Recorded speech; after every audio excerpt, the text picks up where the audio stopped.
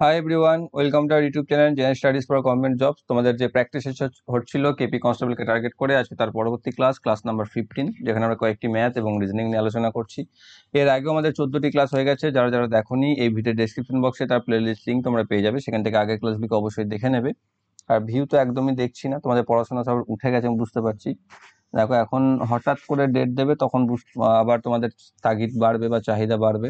ওকে, তো যারা যারা এখন আমাদের টেলিগ্রাম চ্যানেলে জয়েন হওনি জবসকে একাডেমিতে, তোমার ডেসক্রিপশন বক্সে তার লিঙ্ক পেয়ে যাবে, সেখান থেকে তোমরা জয়েন হয়ে যাও। সেখানে তোমরা ভিডিও রিলেটেড ইনফরমেশন এবং প্রয়োজনীয় পিডিএফ পেয়ে যাবে।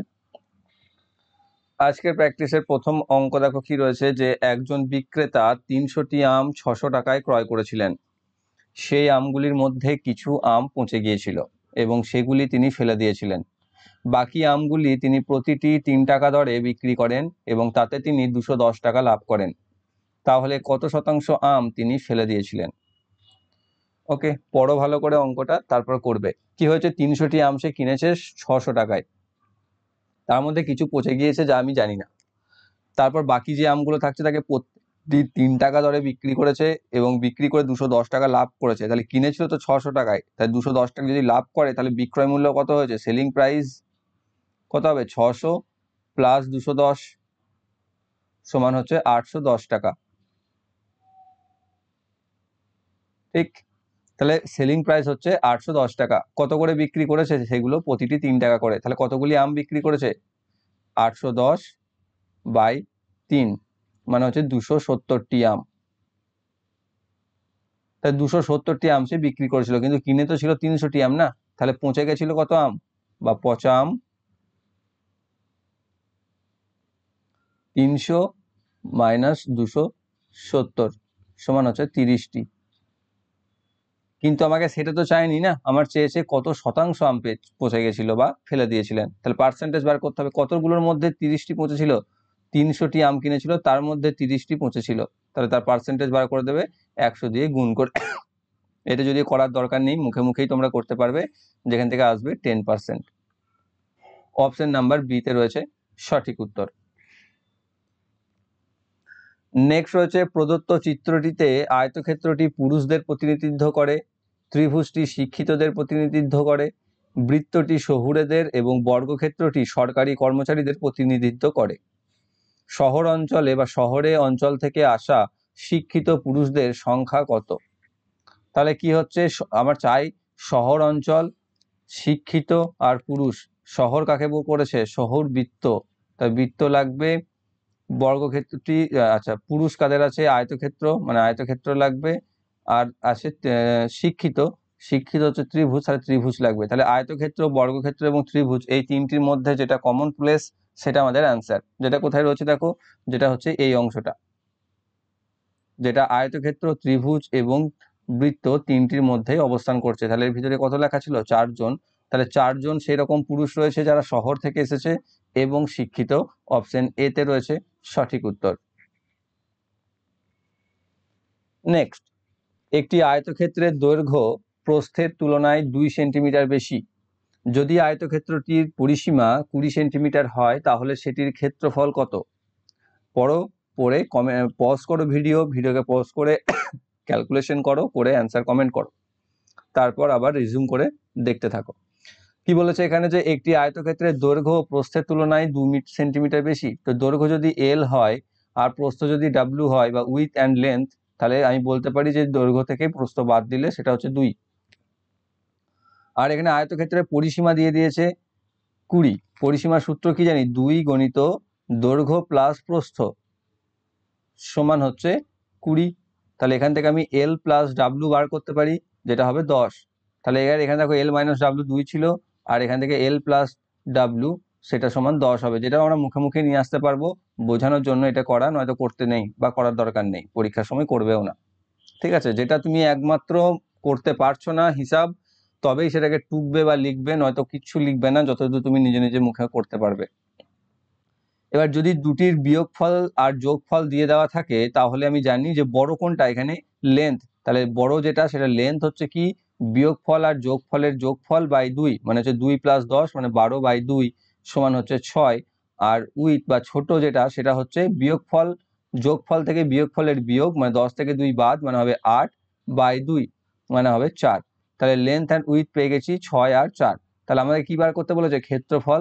তাহলে এই দুটোকে গুণ করে দিতে হবে। এই আমরা জানি length into with equal to হচ্ছে এরিয়া, তাই না? তাহলে এরিয়া হচ্ছে 6 গুণিত 4 মানে হচ্ছে 24 semi square. Option number A তে রয়েছে সঠিক উত্তর। নেক্সট, যদি অ্যাপেলকে 25563 হিসেবে সংকেতভুক্ত করা হয় এবং রাংকে 7148 হিসাবে সংকেতভুক্ত করা হয়, তবে পার্পেলকে কি হিসাবে সংকেতভুক্ত করা হবে? দেখো এখানে অ্যাপেলকে 25563, এখানে দেখো এ ফর না 1 আছে না 26 আছে, মানে বুঝে যাবে যে অ্যালফাবেটের লেটার সিরিয়াল নাম্বার ওয়াইজ কিন্তু এটাকে ধরা হয়নি। তাহলে এখানে পার্টিকুলার লেটারকে পার্টিকুলার নাম্বার দিয়ে ইন্ডিকেট করা হয়েছে, অর্থাৎ এ কে করা হয়েছে 2 দিয়ে, পি কে করা হয়েছে 5 দিয়ে, দেখো তারপরে পিটা আবার 5, এল কে করা হয়েছে 6 দিয়ে, ই কে করা হয়েছে 3 দিয়ে। ঠিক এখানেও তাই, আর হয়েছে 7, ইউ হয়েছে 1, এন হয়েছে 4 আর জি হয়েছে 8। তাহলে আমাকে পার্পেল, দেখো লাস্টে PLE আছে, এখানেও অ্যাপেলেরও লাস্টে PLE ছিল, মানে লাস্টে 563 কমন থাকছে, সরি 563 এটা তোমার চলে আসছে অটোমেটিক্যালি। তার আগে দেখো এবার 563 শেষে দেখো এখানে একটা আছে, এখানেও একটা আছে, যদি একটাতেই থাকতো সেটাকে আমি অ্যান্সার করে দিতে পারতাম, আমি আর করতামই না, কিন্তু যেহেতু দুটোতে আছে তাই আমি তার মধ্যে থেকে আবার বাঁচতে হবে। এবার আমি যাব পার্পেল। এবার প্রথমে কি আছে? পি, তাহলে পি ফর কি আছে? 5, তাহলে প্রথমে থাকবে 5 দিয়ে, তাহলে এই দুটোর মধ্যে শুধু 5 দিয়ে কি রয়েছে? দেখো এতে রয়েছে, তাহলে সেটাই চলে আসবে সঠিক উত্তর 517563। অপশন এ তে রয়েছে কারেক্ট অ্যান্সার। যদি এটারও শেষেরটাতেও 5 থাকতো তাহলে আমি পরেরটা ইউ দেখতাম, তারপরে আর দেখতাম, যতটুকু দরকার আমি ততটুকুই দেখবো পরীক্ষার সময়, তার থেকে 1-6টা বেশি দেখবো না। ঠিক আছে, মাথায় রেখো, আমরা চাইলে করতে পারি, দেখতে পারি, কিন্তু সেটা দেওয়া মানে বা করা মানে সময় নষ্ট। যতটুকু না করলেই নয় ততটুকুই আমরা করব, তার থেকে একটুও বেশি করব না। নেক্সট, যদি tan 15 degree equal to 2 minus √3 হয়, তাহলে tan 15 degree into cot 75 degree plus tan 75 degree into cot 15 degree এর মান কত? ওকে, তো এখান থেকে আমি দেখো এদিকে বাম পক্ষ যেটা রয়েছে এখানে actually tan 15 degree into cot 75 degree যোগ tan 75 degree into cot 15 degree. এইটা দেখো আমরা কি জানি যে tan আর cot রিভার্সে হাসে, তাই না? অর্থাৎ আমি যদি এটা বলি যে tan 30 ডিগ্রি সমান cot 90 ডিগ্রি মাইনাস 30 ডিগ্রি, এটা হয় tan theta equal to cot 90 degree minus theta, জানি তো। তাহলে এখান থেকে আমি বলতে পারি যে cot 60 ডিগ্রি। তাহলে দেখতে পাচ্ছ যে এই যা থাকছে 90 থেকে বাদ দিয়ে দিলে যেটা, সেটা কটে চলে যায়। তাহলে এখানেও দেখো কটে 75 ছিল, কটের থেকে ট্যানে গেলেও তো তাই আসবে, তাহলে এখানে tan 15 ডিগ্রিটা আমি লিখলাম, আর এখানে cot 75 কে আমি এরকম লিখতে পারি tan 90 ডিগ্রি মাইনাস 75 প্লাস এইদিকে আমি cot কে রাখবো, তাহলে tan কে লিখতে পারি এরকম ভাবে cot 90 degree minus 75 into cot 15। তাহলে এখান থেকে আমি কি পাচ্ছি? tan, এইটা দেখো তোমাদের বোঝানোর জন্য বা করানোর জন্যই করছি, কিন্তু এগুলো ডিরেক্টলি চলে আসবে, একদম স্কোয়ার লিখে দেবো আমরা। ঠিক আছে, tan 15 degree into tan 15 degree plus cot 15 degree into cot 15 degree, নিয়ে এখান থেকে আসবে tan square 15 degree plus cot square 15 degree. এইটাই আমি সরাসরি লিখে দেবো এখান থেকে, মাঝখানে দুটো লাইন বোঝানোর জন্য, পরীক্ষাতে নয়। এবার এখানে দেওয়া আছে tan 15 ডিগ্রি মানে হচ্ছে 2 মাইনাস √3, তাহলে কটের মান কি হয়? উল্টে যায়। তাহলে cot 15 ডিগ্রি আমি বলতে পারতাম যে 1 মাইনাস 2 মাইনাস √3, একে করোনিলেশন করলে পেয়ে যাবে 2 প্লাস √3। সরাসরি আমি এটা না লিখে এটাকেও চলে যেতে পারি, বারবার অভ্যাস করলে দেখতে পাবে এরকমই হবে, এবং আমরা সেটাকে সরাসরি চেঞ্জ করে নিতে পারি। তাই 2 প্লাস √3, তাই tan স্কোয়ার 15 ডিগ্রি ফর হচ্ছে 2 মাইনাস √3 এর স্কোয়ার প্লাস এটা হচ্ছে 2 প্লাস √3 এর স্কোয়ার বসিয়ে দিলাম মান আমি, সমান এখান থেকে a minus B whole square, এটাকে s plus B whole square ফর্মুলাতে ইউজ করে নেবো, তাহলে a স্কোয়ার হবে 4 minus 2 into 2 into √3 plus √3 square মানে হচ্ছে 3 প্লাস এখানে হবে 4, এখানে প্লাস 2 ইন্টু 2 ইন্টু √3 প্লাস 3, তাহলে এখান থেকে দেখো মাইনাস 2 ইন্টু 2 ইন্টু √3, এখানে প্লাস 2 ইন্টু 2 ইন্টু √3 দুটো কেটে যাবে, বা এখানে 4√3 আসবে, অ্যাকচুয়ালি মাইনাস 4√3, ওখানে প্লাস 4√3, বাদ বাকিগুলো যোগ হয়ে যাবে, 4 আর 3 7, 7 আর 4 11, 11 আর 3 14, তাহলে আনসার আসছে আমাদের 14, অপশন বি তে রয়েছে সঠিক উত্তর। নেক্সট, নিম্নলিখিত ক্রমে প্রশ্ন চিহ্নটি প্রতিস্থাপন করতে পারে এমন সংখ্যাটি নির্ণয় করুন। 2, 10, 30, 68, ড্যাশ 222, মাঝখানে জিজ্ঞাসা চিহ্ন রয়েছে, সেই অংশে কি বসবে? 103, 120, 110, 130, তার মধ্যে কোনটি? তাহলে এবার 2 থেকে 10-এর মধ্যে যদি আমি নর্মালি পার্থক্য দেখি তাহলে দেখতে পাচ্ছি 8-এর পার্থক্য, 10 থেকে 30-এর মধ্যে যদি আমি পার্থক্য দেখি তাহলে দেখতে পাচ্ছি 20-র পার্থক্য, তারপরটা দেখতে পাচ্ছি 38-এর পার্থক্য। তাহলে এইখানে দেখো কোনো রকম মিলকে আমি পাচ্ছি না, তাহলে এই সম্পর্কে আমি যাওয়া যাবে না, অন্য সম্পর্কে দেখো। এবার আমি দেখতে পারি যে 2 কিউব প্লাস 2 সমান হচ্ছে 10, কিন্তু 2টা তো প্রথমে আছে না। আচ্ছা, এরকম করতে পারি, দেখো 1 এর কিউব প্লাস 1 সমান হচ্ছে 2, তারপর 2 এর কিউব প্লাস 2 সমান হচ্ছে 10, তারপর দেখো 3 এর কিউব প্লাস 3 সমান হচ্ছে 30, তারপর হচ্ছে 4 কিউব প্লাস 4, দেখো 64 প্লাস 4 68, তাহলে এরপরে কি আসবে? 5 এর কিউব প্লাস 5 সমান 125 প্লাস 5 মানে 130, তারপর দেখো 6 এর কিউব প্লাস 6 মানে হচ্ছে 216 আর 6 222, এটা তো ঠিক আছে না, মিলছে তো আমার, এইগুলো তো মিলে গেল, তাহলে মাঝখানেটা কি আসছে আমার? 130 আসছে, অপশন ডি তে রয়েছে সঠিক উত্তর। পরবর্তী, 70 কিলোমিটার প্রতি ঘন্টা গতিবেগে ধাবমান একটি ট্রেন লাইনের সমান্তরালে বিপরীত দিক থেকে আসা একটি অশ্বারোহীকে 2 সেকেন্ডে অতিক্রম করে। যদি অশ্বারোহী ট্রেনের দিকেই যায়, সেক্ষেত্রে অশ্বারোহীকে অতিক্রম করতে ট্রেনটি সময় লাগে 5 সেকেন্ড, তাহলে অশ্বারোহীর গতিবেগ কত? এখানে একটা লক্ষ্য করবে, সেটা হচ্ছে এখানে সেকেন্ডে দেওয়া আছে কিন্তু এখানে কিলোমিটার প্রতি ঘন্টাতে দেওয়া আছে, তাহলে ট্রেনের গতিবেগ দিয়ে দিয়েছে 70 kmph, ঠিক, আর ঘোড়ার গতিবেগটা আমাকে বার করতে বলেছে বা অশ্বারোহীর গতিবেগ বার করতে বলেছে, সেটা আমি ধরে নিলাম x কিমি পার এইচ। এবার যখন দেখো ট্রেনের বিপরীত দিক থেকে ঘোড়াটি বা অশ্বারোহী আসছেন, তখন কি হচ্ছে? তাদের আপেক্ষিক বেগ বা রিলেটিভ ভেলোসিটি বা রিলেটিভ স্পিড কি হয়? বিপরীত দিক থেকে এলে যোগ হয়ে যায়, মানে হয়ে যাচ্ছে 70 প্লাস এক্স কিলোমিটার প্রতি ঘন্টা, আর যখন একসাথে যাচ্ছে তখন রিলেটিভ স্পিড কত হচ্ছে? 70 মাইনাস এক্স কিলোমিটার প্রতি ঘন্টা। দেখো আলটিমেটলি ঘোড়াটা যদি এটা হয়, ট্রেন যদি এটা থাকে, ট্রেনকে যদি ঘোড়াকে অতিক্রম করতে হয়, তাহলে আলটিমেটলি তাকে যে দূরত্বটা অতিক্রম করতে হবে সেটা হচ্ছে নিজের দূরত্ব। যদি ঘোড়াকে তুমি ফিক্সড করে দাও, তো সেই রিলেটিভ ভেলোসিটি আমি ওই জন্যই বার করছি না, ঘোড়াকে ফিক্স ধরে, তাহলে ট্রেনের যে দূরত্ব বা লেন্থ সেটাই দুটো জায়গাতেই সেম, তাহলে সেটা যদি ডি হয়ে যায়, ডিস্টেন্সটা ডি ধরে নাও, তাহলে আমি বলতে পারি প্রথম ক্ষেত্রে যে D by 70 plus x, time লাগছে 2 সেকেন্ড, তো সেকেন্ড তো আমি বলতে পারবো না, একে ঘন্টাতে কনভার্ট করতে হবে, কারণ গতিবেগগুলো আমার সব ঘন্টাতে দেওয়া আছে, তাহলে সেকেন্ডকে 3600 দিয়ে ভাগ করলে সেকেন্ড ঘন্টা হয়ে যায়, তাই 2/3600 এটা আমি লিখতে পারি, ঠিক। তো এইখান থেকে আমি আবার এটাকে এইরকম লিখে দিতে পারি, ডি সমান এই 70 প্লাস এক্সকে আমি এই 2 এর সাথে গুণ করে 140 প্লাস 2x বাই 3600 লিখে দিতে পারি ডিস্টেন্স সমান। দ্বিতীয় ক্ষেত্রে কি করতে পারি, যখন একসাথে যাচ্ছে ডি বাই 70 মাইনাস এক্স, তখন সময় লাগছে 5 সেকেন্ড, 5 সেকেন্ড মানে 5/3600 ঘন্টা।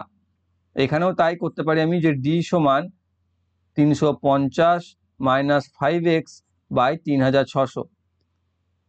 ওকে, এবার দেখো দুটোতেই ডি পেয়ে গেছি না, তার মানে কি এটার সাথে এটা সমান।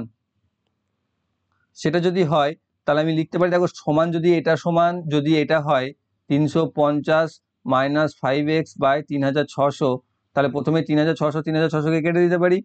ওপরে পড়ে থাকবে যেটা হচ্ছে 140 প্লাস 2x সমান 350 মাইনাস 5x, ওইদিকে 5xটাকে এইদিকে নিয়ে এলে হয়ে যাবে 2x প্লাস 5x, আর এটা হয়ে যাবে 350 মাইনাস 140, এখান থেকে হয়ে যাচ্ছে 7x, এখানে হয়ে যাবে 210, তাহলে x সমান হয়ে যাবে 30, কি ধরেছিলাম আমি কিলোমিটার প্রতি ঘন্টাতে রেখেছি সব, তাহলে x হচ্ছে ঘোড়ার গতিবেগ ছিল বা অশ্বারোহীর গতিবেগ ছিল, যেটা হচ্ছে 30 কিলোমিটার প্রতি ঘন্টা। অপশন সি তে রয়েছে সঠিক উত্তর। আশা করছি তোমরা ক্লিয়ারলি বুঝতে পেরেছো অঙ্কটিকে।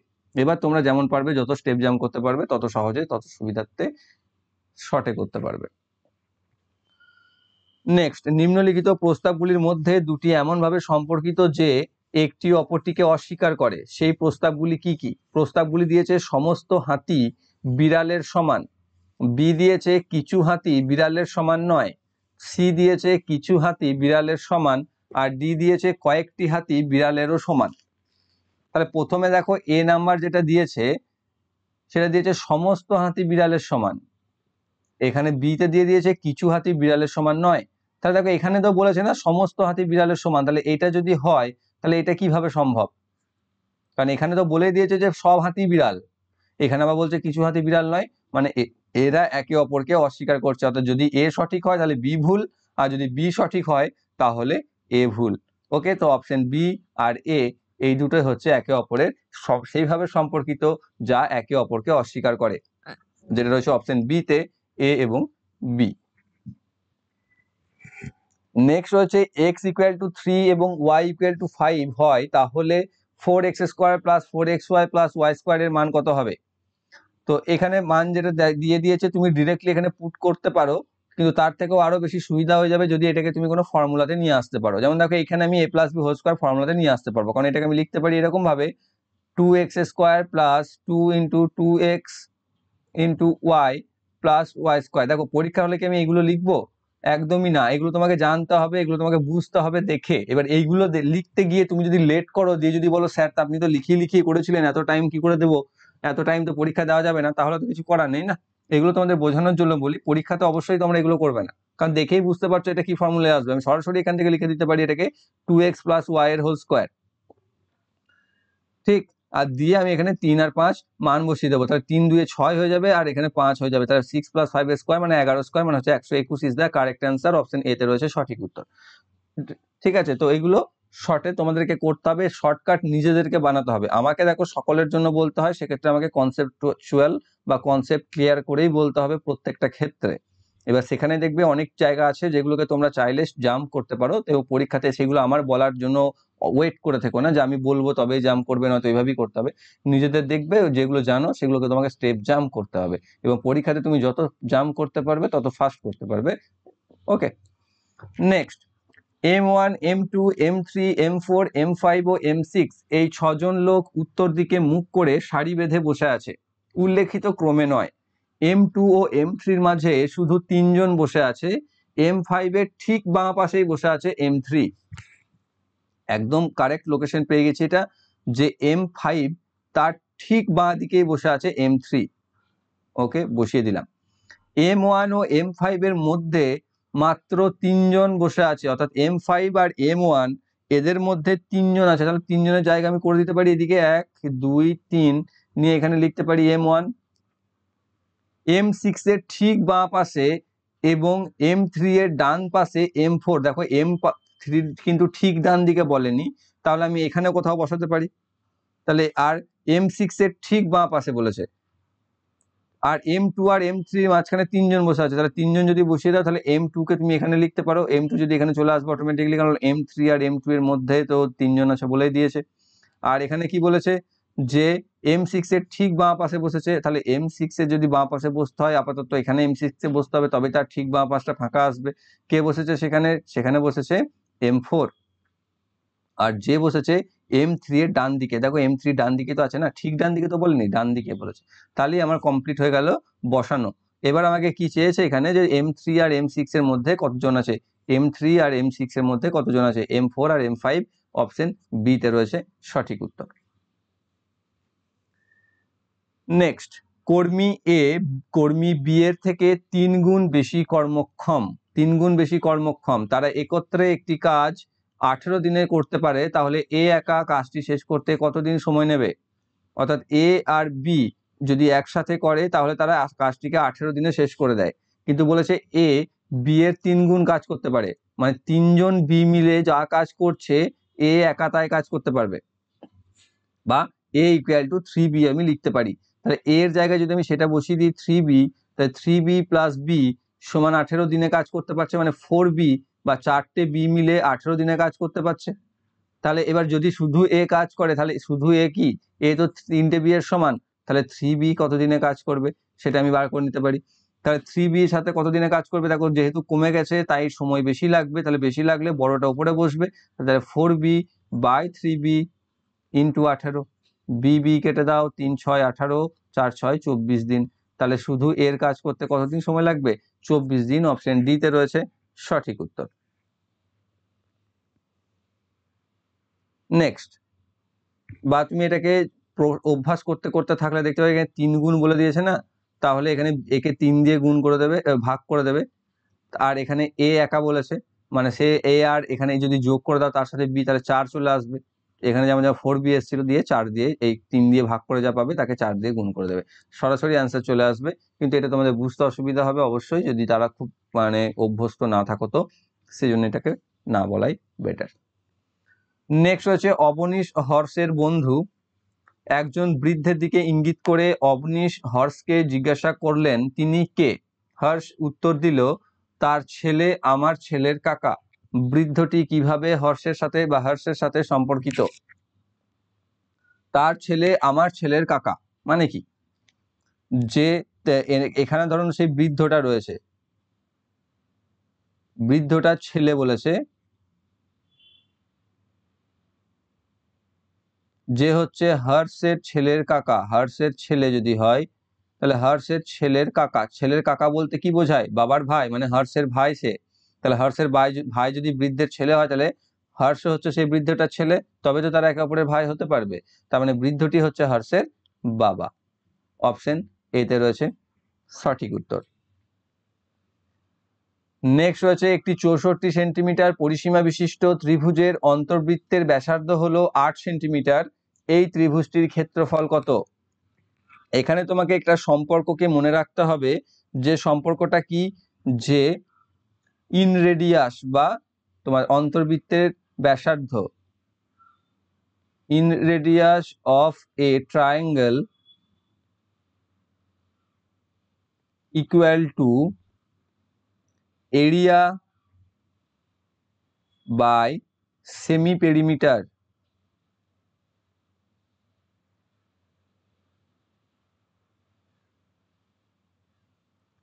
ঠিক আছে, যে ত্রিভুজটির অন্তর্বৃত্তের ব্যাসার্ধ হচ্ছে ত্রিভুজটির ক্ষেত্রফল ভাগ তার অর্ধ পরিসীমা।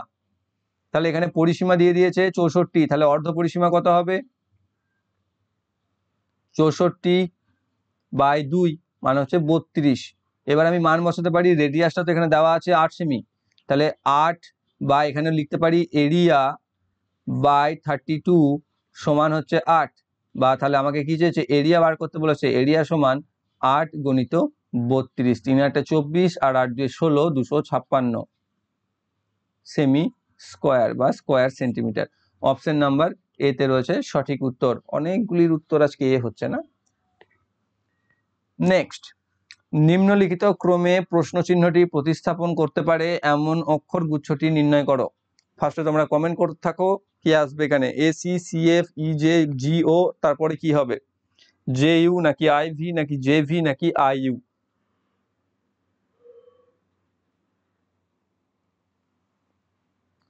তো এখানে কি আছে, প্রথমে এ সি, এটা হচ্ছে 1 নাম্বার লেটার, এটা হচ্ছে 3 নাম্বার লেটার, তারপর দেখো সি কে আবার রিপিট হয়েছে 3, এখানে হয়েছে 6, কিন্তু তারপরে তো আবার এফ কে রিপিট হয়নি, মানে এরকম রিলেশন আসবে না।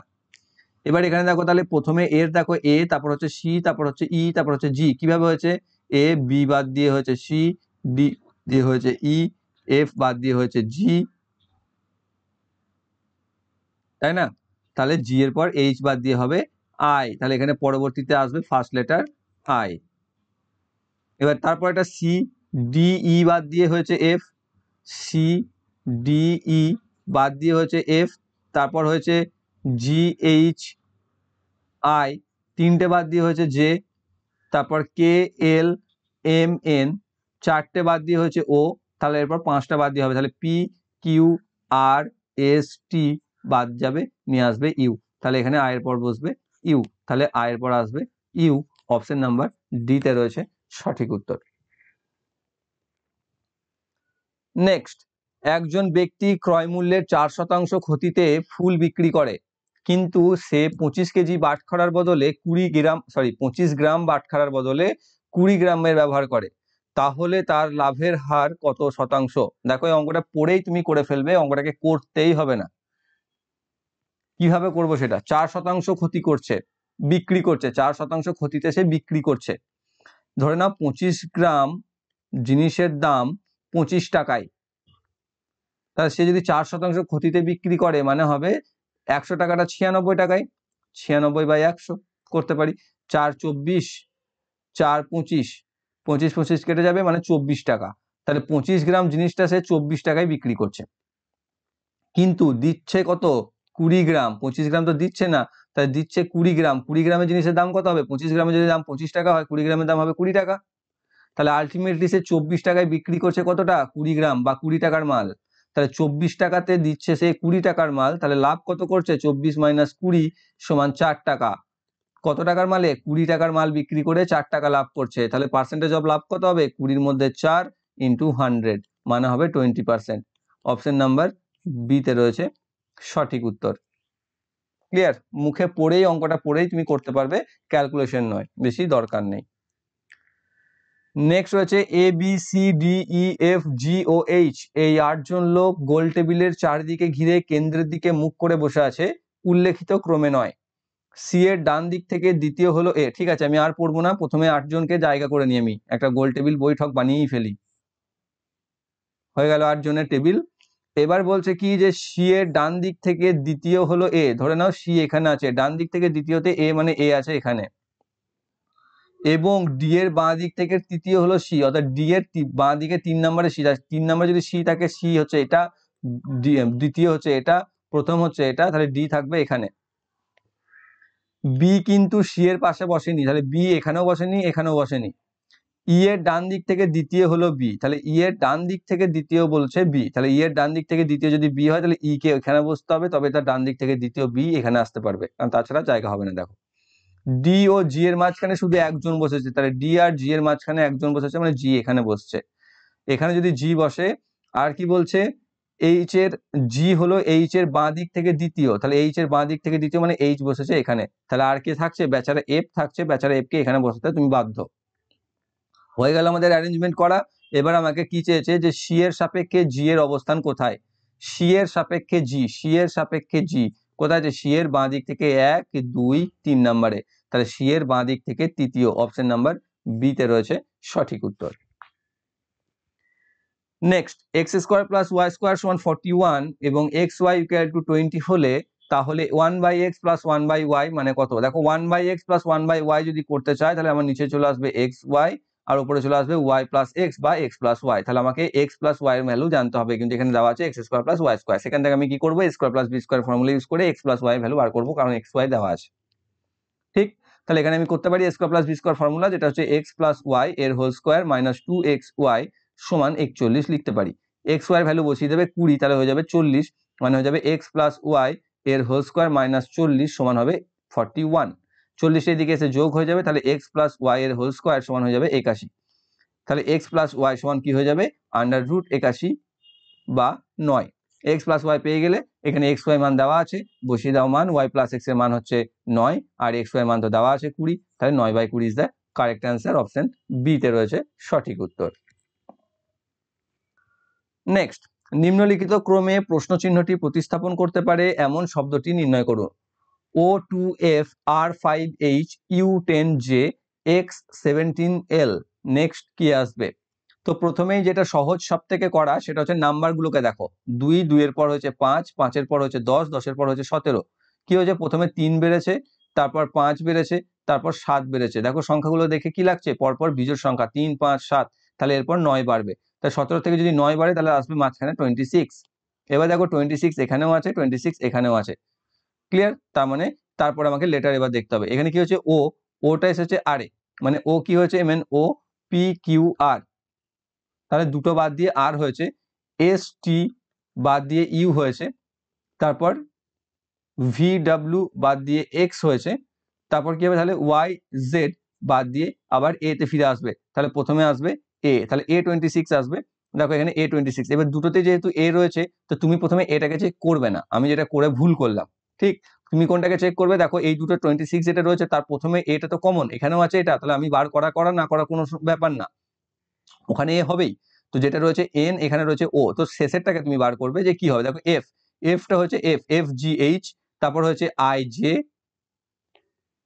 তারপর হচ্ছে কে এল, তাহলে হবে এম এন, তাহলে পরে বসবে এন। দেখো সেটা যদি তুমি বার করতে তাহলে এন যেহেতু এটাতেই ছিল অ্যান্সারটা আমি পেয়ে যেতাম, এটা আমার বেকার বার করা হলো। তাহলে আমি কি করব, এটাকে শেষ দিক থেকে এনটাকে বার করার চেষ্টা করব নাকি এ কে, কারণ দুটোতেই এ ছিল, বার করা না করা কোনো ম্যাটার করছে না। তাহলে A26N is the correct answer, option number A তে রয়েছে।